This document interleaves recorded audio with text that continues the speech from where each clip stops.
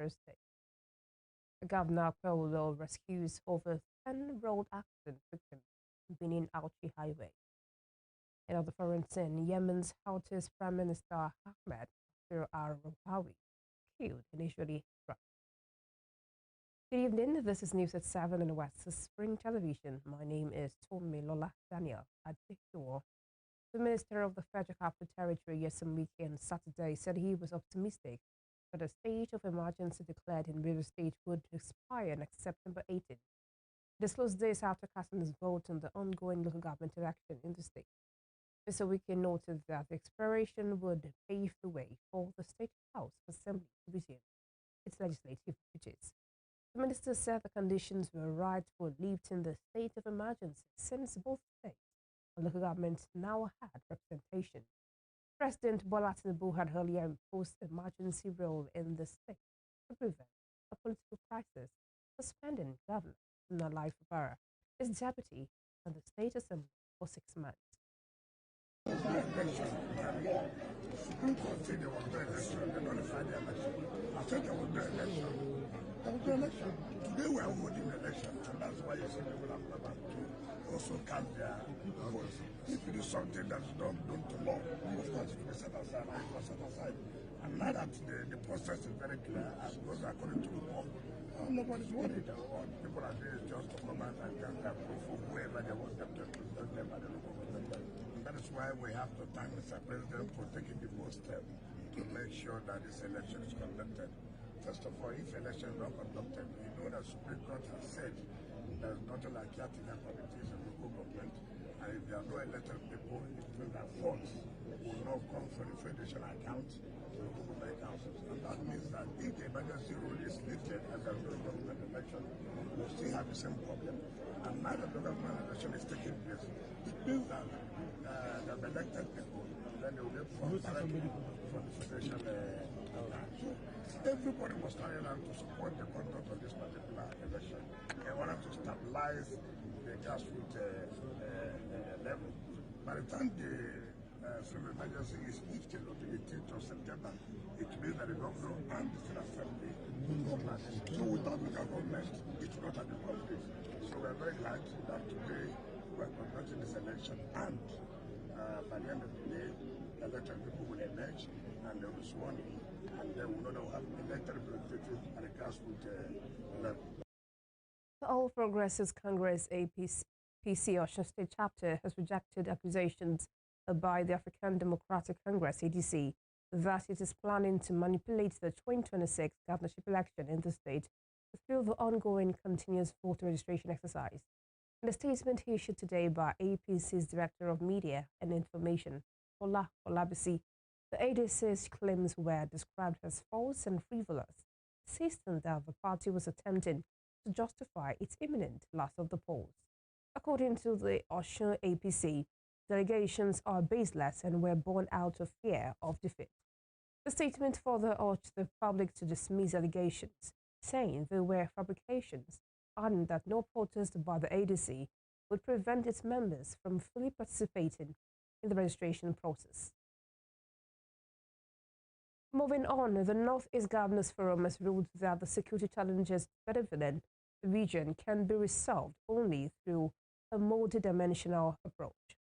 A governor of Borno State, Babagana Zulum, while speaking at the 12th meeting of the forum in Taraba State on Saturday, identified the key solutions as education, healthcare, beefed-up security, and infrastructural development, among others. While commending President Bola Tinubu's effort at ending insurgency in the region, the governors also insisted that the root causes, such as youth restiveness, unemployment, poor road networks, and inadequate poverty reduction programs, must be tackled. They are also seeking the collaboration of the federal government and providing an enabling environment to both local and foreign investors, and to promote the establishment of small and medium-scale enterprises.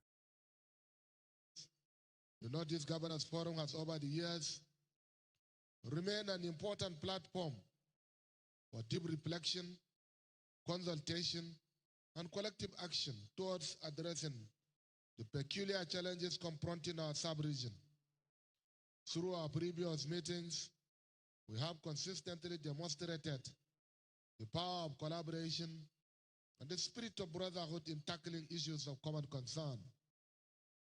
While we have made appreciable strides in tackling many of these challenges, the Northeast continues to confront daunting humanitarian and infrastructural setbacks.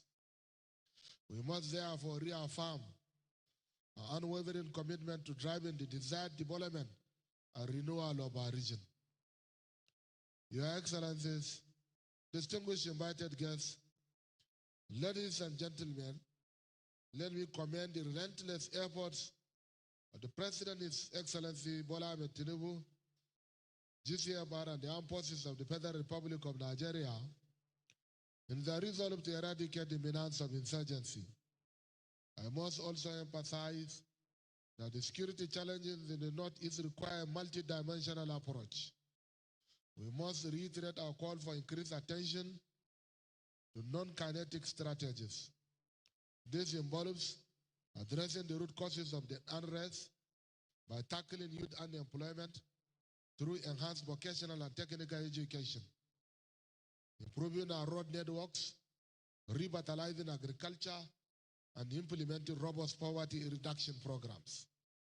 Your Excellencies, as we deliberate today, I urge us to focus on pressing and resolving issues such as security, agriculture, education, healthcare, and infrastructure, amongst others. It is my hope that our discussions will be frank, pragmatic, and focused on taking practical steps that will accelerate the transformation of our region. To achieve this, we require the full cooperation and support of the federal government in providing an enabling environment to attract both local and foreign investment and to promote the establishment of small and medium-scale. While speaking earlier, the governor of Taraba State, Abu Kefas, asked governors of the region to add their voices in calling the Northeast Development Commission to expedite action in constructing the Namai Bridge, which collapsed since August last year and claimed lives. The governor said the Northeast continues to face daunting humanitarian and infrastructural setbacks, reaffirming the forum's unwavering commitment to drive the development of the region. Also, the Mayo Kam Bridge in Bali local government, the Pamanga Bridge in Adokola local government, the Maraba Pantisao Acheke Bridge, Yoro local government, collapse, patching multiple cell box covered in Jalingo local government, Bale Fi Karim Bridge, Karim Lamindo, Beli Sunte Bridge, Beli local government, among others, remain critical lifelines for trade, mobility, and security. Your Excellency, the restoration and reinforcement cannot be delayed. Today, as we deliberate in this meeting, may our conversation be fruitful, and may our decision further open the path of development, peace, and prosperity for our people. I wish you all a pleasant stay in Taraba State and every success in the task before us. Security, a combined team of policemen from Benue and Enugu State, have apprehended a suspected kidnappers gang leader, identified as Yusuf Muhammad, in Orokam, Ogbadibol, the government area of Benue State. According to residents of the area, the suspect in this group had been terrorizing some communities in the local government, leading the chairman of the local government to impose curfew in the council. One of the residents, Mike Abo, said the gang leader and others were apprehended during the week. Abo disclosed that the suspect identity was confirmed by 3 kidnapped victims who revealed that Mohammed was the officer in charge of torture in the kidnappers' camp. Confirming the incident to journalists on Saturday in telephone chat, the chairman of Ogbadibol government, Sunday Ajunwa, said the kidnappers' gang leader was arrested by combined teams of policemen and vigilance group in the area. The chairman added that the suspect, alongside 21 other suspects, was in police custody. When contacted, the police public relations officer for the state command, a DSP, Udeme Edet, said she was yet to receive the report. In the meantime, the Niger State Police Command has recorded multiple successes in its force against crime, with the arrest of suspected assassins, thugs, illegal immigrants, and other offenders across the state. The command's public relations officer, SP Wasiu Biodo, disclosed this in the state press statement issued in Minna. According to him, at about 12:45 a.m., a police patrol team, in collaboration with vigilante members, the station at Railway Crossing, Beji, in Bos local government area, intercepted two suspects, Mohammed, and Muhammad Usman, both of Beji. During interrogation, the suspects confessed that they were hired by one Dogo of Beji to assassinate a man around the railway crossing area. A preliminary investigation indicated that the motive was revenge, as the intended victim had married Dogo's ex-wife. Efforts ongoing to apprehend Dogo. In another operation between 2 a.m. and 5 a.m., the command's anti-thuggery squad stormed Soldier A, Soldier B, and Kwankungu areas of Mina, which led to the arrest of 9 suspects. Similarly, police operatives in Shiroro arrested Mustafa Sali of Zumba for cultivating and dealing in suspected cannabis. 2 bags of harvested cannabis were recovered, while his accomplice, one Shoaibo, remains at large.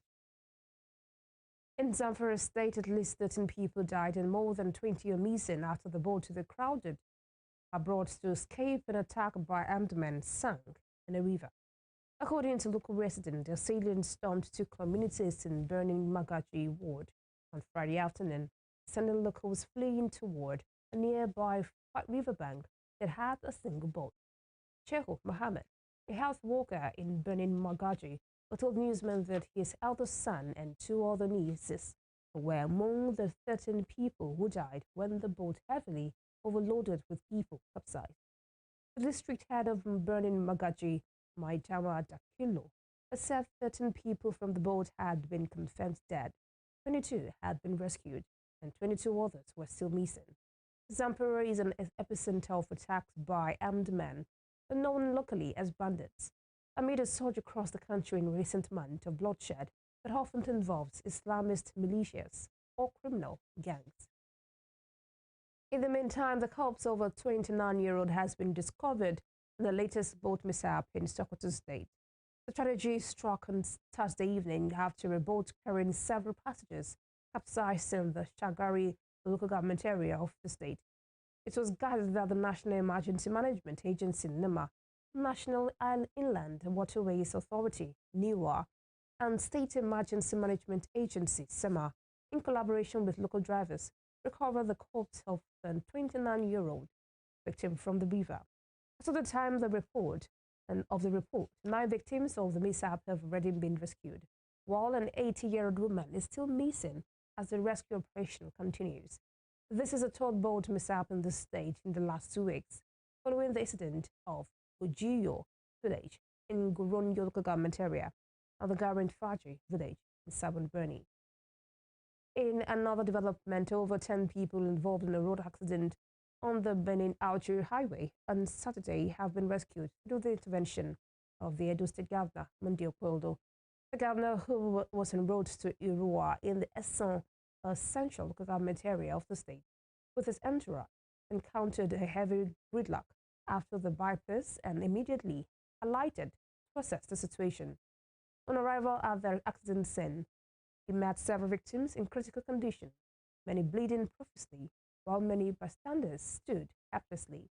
Moved by the state of the victims, Governor Polo directed his aides to use 2 of the security Hilux vehicles to convey the victims to a medical facility for treatment. He personally supervised as the injured passengers, including a woman with severe injuries, were lifted one after another into the waiting vehicle and rushed to the hospital for urgent treatment.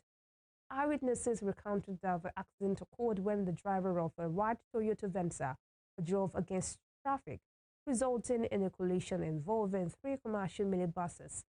The governor remained at the scene until he was assured that the victims were safely conveyed to a medical facility until the protection of another security vehicle before continuing his journey. Meanwhile, 2 persons have been reported dead in an auto crash involving a convoy of Abia Deputy Speaker, Austin Okezi, the Regini. It was gathered that the accident, which happened at the Obey Access, for the popular Enugu-Humai-Aba Port Harcourt Expressway. A leftover occupant of the Deputy Speaker's convoy badly injured. While the deceased was said to have died on the spot, other injured occupants of the affected SUV, said to be some of the Deputy Speaker's security personnel, are on admission at the Federal Medical Center, Maya, the state capital. It was learned that the deceased Ifeanyi Maduako and Onyendi Ubasi were brothers from Eyime, Mbano, local government area of Imo State. The Abia State Police Command and their Federal Road Safety Corps (FRSC) counterpart are yet to officially comment on the incident. Reacting to the ugly situation, the Deputy Speaker, who debunked being in the convoy, said that the convoy team were coming back from an errand in Port Harcourt, River State. Elsewhere, former Kaduna Central Senator Shehu Sani has advised young Nigerians on social media to exercise caution in their online expressions, warning that careless talk could lead to costly legal battles. His advice comes amid reports that Labour Party's 2023 presidential candidate, Peter Obi, is considering legal action against activist and lawyer Deji Adeyanju over alleged defamatory remarks. In a statement shared on his Facebook page, he noted that while freedom of expression remains a right, individuals must also be prepared for the legal consequences of slander or defamation. He stated that his advice to young comrades on social media is not to be afraid of expressing their views, but always keep money to pay their lawyers in case they are dragged to the court. According to him, the many activists and rights groups who often promise to defend people in such cases attempt to back out once the legal battle becomes prolonged. The former lawmaker further urged caution when engaging online, noting that social media platforms encourage users to share thoughts freely, but not all thought should be made public. You're watching News at 7 on the Western Spring Television, still to come. NRC Managing Director apologizes to NUJ over assault of NTA reporter. We will bring you more on this when we return. Please stay with us.